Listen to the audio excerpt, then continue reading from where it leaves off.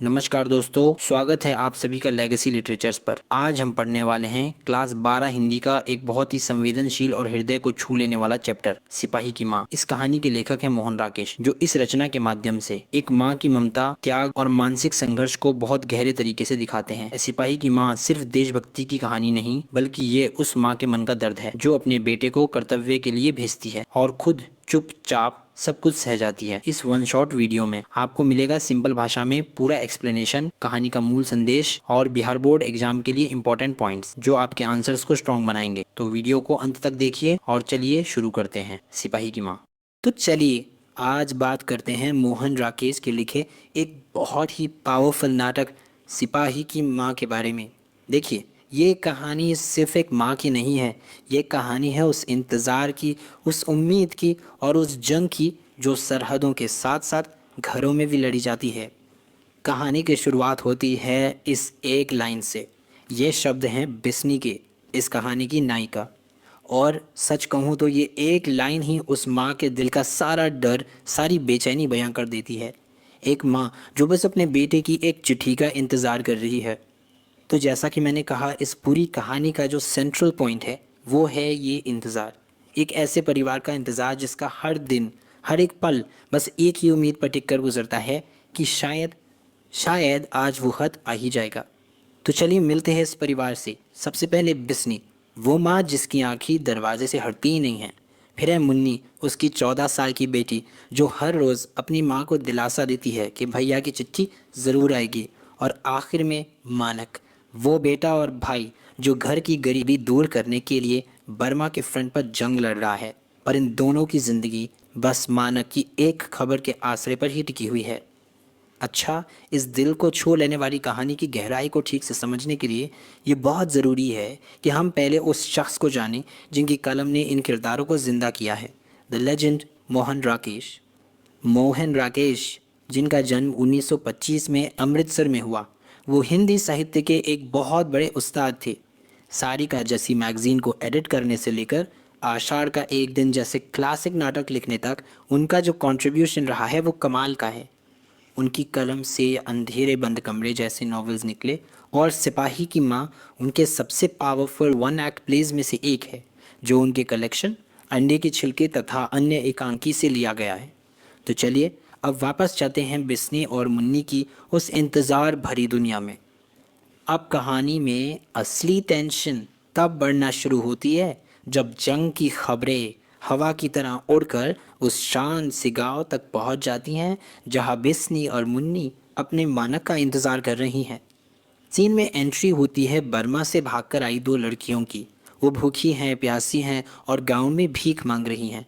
लेकिन वो अपने साथ सिर्फ भूख नहीं, बल्कि जंग की वो भयानक तस्वीरें लाई हैं जिन्हें सुनकर किसी की भी रूह कांप जाए। वो लड़कियां बिस्नी को बताती हैं कि फौजी लौट नहीं सकते, उन्हें फ्रंट लाइन से पीछे हटने की इजाज़त ही नहीं है। उनका काम लड़ना है, भागना नहीं। और अगर कोई सिपाही भागने की कोशिश भी करे तो उसे वहीं पर गोली मार दी जाती है। ज़रा सोचिए, ये एक लाइन सुनकर उस माँ के दिल पर क्या बीती होगी जिसका अपना बेटा वहीं फंसा हुआ है। पर सबसे खौफनाक डिटेल तो अब आती है। वो बताती हैं कि जंगल से आने का जो रास्ता है वो सैकड़ों सिपाहियों की लाशों से भरा पड़ा है और इससे कोई फ़र्क नहीं पड़ता कि वो हिंदुस्तानी है या जापानी, जंग किसी को नहीं छोड़ती। ये सब सुनने के बाद बिस्नी के दिमाग में, और शायद अब हम सब के दिमाग में, बस एक ही सवाल गूंज रहा है, तो फिर मानक का क्या होगा। कहानी का क्लाइमैक्स और सबसे इमोशनल हिस्सा सामने आता है बिस्नी के एक सपने में। पर यह सिर्फ एक सपना नहीं है, ये एक माँ के दिल में छिपा सबसे गहरा, सबसे बड़ा डर है जो सच होकर उसके सामने आ खड़ा हुआ है। सपने में होता क्या है? बिस्मी देखती है कि उसका बेटा मानक बुरी तरह जख्मी हालत में घर लौटा है। लेकिन अकेले नहीं, उसके ठीक पीछे एक दुश्मन सिपाही है जो उसे मारने आया है। एक तरफ अपना जख्मी बेटा है, दूसरी तरफ एक अनजान दुश्मन। दोनों ही किसी के बेटे हैं और दोनों ही एक दूसरे की जान के प्यासे हैं। दुश्मन सिपाही की ये धमकी कि मैं इसकी लाश ले जाकर चील और कौवों के आगे डाल दूंगा, ये जंग की उस असलियत को दिखाती है जहां इंसानियत पूरी तरह से ख़त्म हो जाती है। उसकी नज़रों में मानक अब एक इंसान नहीं, बस एक ट्रॉफ़ी है, एक लाश है। और अचानक ये नाटक अपने सबसे ज़रूरी सवाल पर आ जाता है। जब एक माँ को अपने बेटे और एक दुश्मन के बेटे में से चुनना पड़े तो वो क्या करेगी। अब एक्शन देखिए। पहले बिस्नी एक माँ होने का फ़र्ज़ निभाती है और मानक को बचाने के लिए दुश्मन के सामने ढाल बनकर खड़ी हो जाती है। लेकिन कहानी में ट्विस्ट तब आता है जब मानक उस सिपाही को मारने लगता है तो वही माँ अपने बेटे को भी रोक देती है। वो दोनों के बीच खड़ी हो जाती है क्योंकि उस मोमेंट में उसे दो सिपाही नहीं बल्कि दो इंसान, दो बच्चे दिखाई दे रहे हैं। और फिर आती है वो लाइन जो इस पूरे नाटक का दिल है। बिस्नी कहती है, नहीं मानक, तू उसे नहीं मारेगा, ये भी हमारी तरह गरीब आदमी है। और बस इसी एक पल में एक दुश्मन अब दुश्मन नहीं रहता। बिस्नी की नज़र में वो बस किसी और माँ का बेटा है जो उन्हीं की तरह शायद मजबूरी में, गरीबी के कारण इस जंग में लड़ रहा है।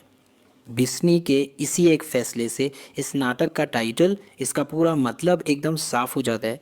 ये कहानी सिर्फ एक सिपाही की माँ की नहीं है। इसका टाइटल सिपाही की माँ ये यूनिवर्सल है। ये बिस्नी के ज़रिए दुनिया की हर उस माँ को रिप्रेजेंट करता है जिसका बच्चा जंग में है।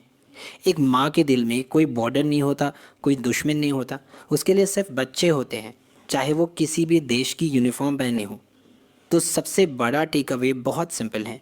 एक माँ का प्यार यूनिफॉर्म का रंग नहीं देखता, वो सिर्फ उसके अंदर के इंसान को देखता है। जंग शायद सरहदों पर लड़ी जाती है लेकिन उसकी आग हर घर तक पहुंचती है। और आखिर में ये कहानी हम सबके लिए एक सवाल छोड़ जाती है कि युद्ध में, जंग में असली हार किसकी होती है। जीतने वाले देश की, हारने वाले देश की, या फिर उन माँओं की जिनके बच्चे उस जीत या हार का हिस्सा बनने के बाद कभी घर वापस नहीं आते। इस पर सोचिएगा ज़रूर।